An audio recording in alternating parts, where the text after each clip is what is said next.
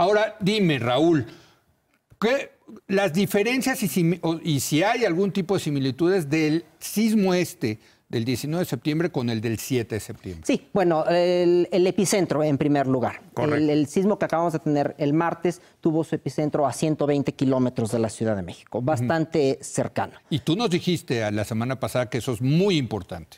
Sí, por supuesto. Entonces, la cercanía. Por la cercanía, entonces sí. la fuerza de la sacudida en la Ciudad de México tenía que ser mayor. Sí.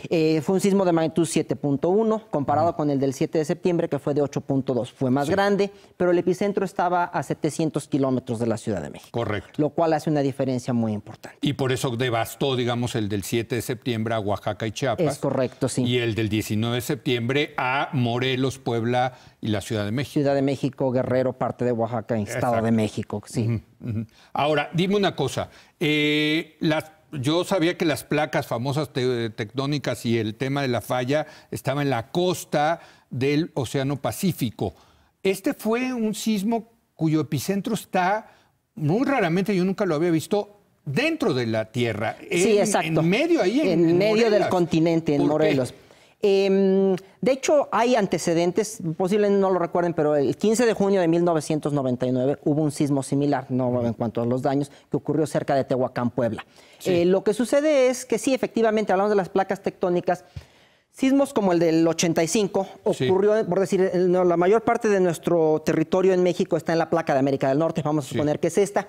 Y tenemos la placa de Cocos que se está metiendo por debajo. Entonces, la mayoría de sismos, como el del 85, por ejemplo, ocurrió en el contacto entre América del Norte y Cocos. Sin embargo, te estoy diciendo que esta placa de Cocos se está metiendo por debajo de México. De hecho, el hecho de que el volcán Popocatépetl esté en ese lugar, tiene que ver precisamente también con este proceso que nosotros le llamamos de subducción. Entonces, en este caso, el sismo que tuvimos el martes ocurrió exclusivamente dentro de la placa de Cocos. Y como se encontraba por debajo de América del Norte, pues fue que se produjo tan cercano a la Ciudad de México. Entonces, si la placa está por abajo y lo que se movió es la placa de arriba, que es más bien, la placa que está abajo se rompió. Sí. Vamos a imaginarnos que tienes tú un lápiz, lo tomas con tus dos manos y le haces así. Al principio se va a empezar a doblar, pero hay un momento en el que se va a romper. Entonces, igual, por dentro, las fuerzas que están dentro de la Tierra, la placa se empieza a doblar. Llega un momento en el cual no soporta más y se rompe. Ahora, déjame hacerte la pregunta. Y desde luego para todos los chilangos, sobre todo lo que estamos hablando todos estos días es la gran semejanza o diferencia con el 85. Claro. Dinos, diferencias y semejanzas de los sismos del 19 de septiembre del 2017 y el del 19 de septiembre del 85. Bueno, claramente, como decíamos, el que tuvimos el martes fue de magnitud 7.1, más cercano.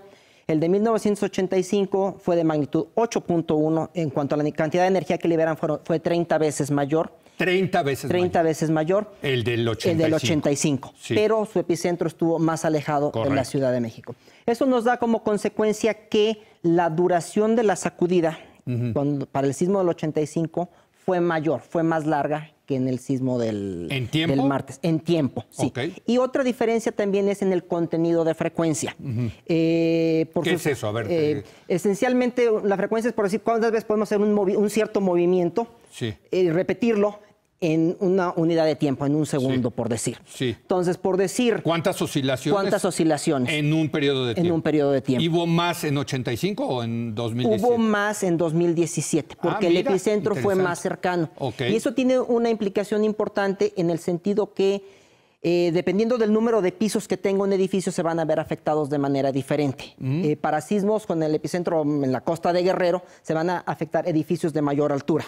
Y para sismos con epicentros más cercanos van a ser edificios en general más pequeños. De hecho, circula por ahí un documento de la UNAM, no sé si lo viste, que dice que este sismo fue particularmente peligroso para edificios de entre 5 y 7 pisos. Esa es la razón. Esa es efectivamente la razón. Sí.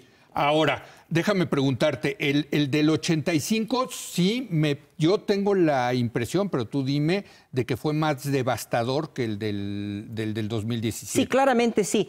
Al tener una mayor duración, pues los edificios están sacudidos, están sujetos un tiempo mayor a este ciclo de ir y venir, con lo cual era más probable que se cayeran más fácilmente. Es importante mencionar que en general las zonas que se dañaron en el 85 y en este año son las mismas por el tipo de suelo que tenemos. Que eso sí es una semejanza. Esa es una semejanza. Finalmente, el tema del subsuelo, el hecho de que este haya sido un lago, que cada vez está más seco, le sacamos más, más agua, sí. Más agua, eso sí, pues tiene sus efectos similares en los dos. En los dos sismos, porque son las mismas zonas donde el suelo es más blando y tiene la propiedad de amplificar la amplitud de la onda o la fuerza de la sacudida. Ok. Ahora, dime una cosa. En 1985 también yo siento que fue más devastador porque todavía no existían reglas más estrictas en materia de construcción. Ahorita lo vamos a hablar con el arquitecto. Pero creo que también tiene que ver en esto, ¿no?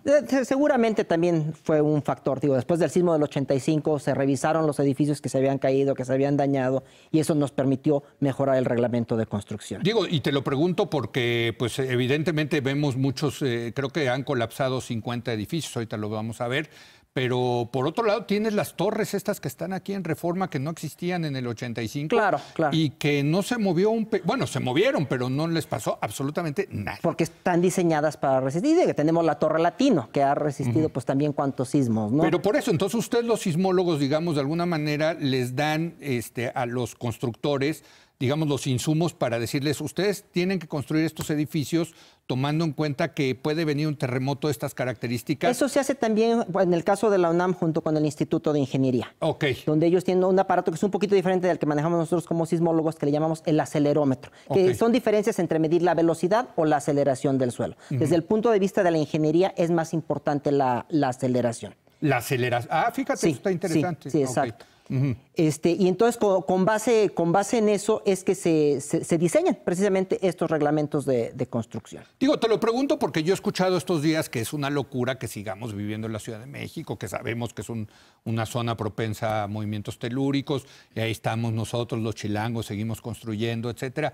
Pues sí, pero también sabemos que esto, ¿no? O sea, científicamente tenemos más elementos para hacer una mejor ciudad. Claro. Yo creo que parte del problema tiene que ver, es de tipo más bien económico o de tipo social, que hay gente que no tiene los medios económicos para vivir en un edificio que es seguro o que es más seguro y más resistente a los sismos. Porque digo, a final de cuentas, para que tu edificio resista más, pues le tienes que meter columnas más grandes, más gruesas, estamos hablando más concreto, estamos hablando más varilla, va a ser un costo mayor.